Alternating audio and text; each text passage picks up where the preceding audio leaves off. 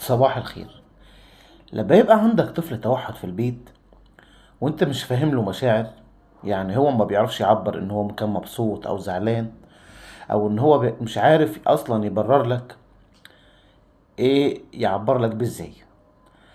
تعال انا هفهمك ازاي طفل التوحد بيعبر ازاي عن مشاعره، وازاي يبقى مبسوط معاك وفرحان او زعلان.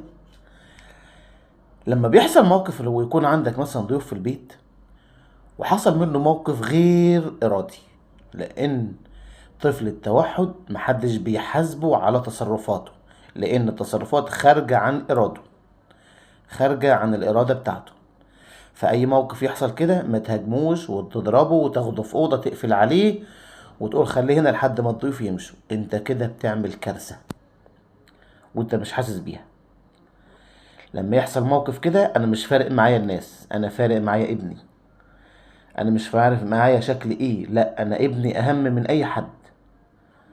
لما يكون ابنك عنده الحاجة زي كده، اذا الناس دي وجات لك عندك البيت ودخلت وعارفة ان عندك طفل توحد وعنده تصرفات خارج ارادته، بيعمل حاجات كتيرة، مواقف ممكن تتصور للناس التانية محرجة، وما قبلش حاجة زي كده، يبقى ده ما يلزمنيش.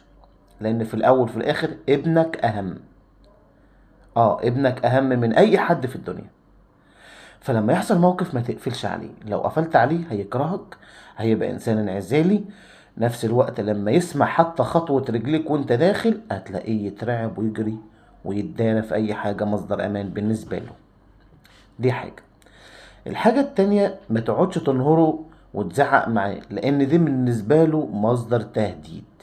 ان انت هتضربه، ان انت بتعمل حاجة كارثة بالنسبة له وبتأذيه، فانت بالنسبة له مش مصدر امان.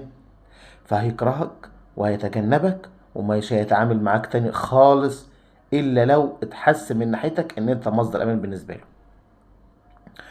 العب معاه كتير، انزل لمستواه. هو مختلف، خليك مختلف زيه. السعاده بتاعته بتبقى تنطيط وبيرفرف بايده وبيتنطط وبيفرح، لان مشاعرهم حساسه جدا. هم حساسين لاي شيء، وبيبقوا فرحانين لاي حد يلعب معاهم وبيشتغل معاهم، وهم حاسين معاه مصدر امان. لما تنهره او تزعق فيه انت بالنسبة له عدو ومصدر عنف ومصدر تهديد. لكن لما تفرح معاه وتقرب منه وتحاول تتواصل معاه باللي في دماغه، هتبقى بالنسبة له عسل، وانت زيه، وهيتجاوب معاك وممكن يشتغل معاك ويوصل لمرحلة انه ينفذ الاوامر حتى الصعبة.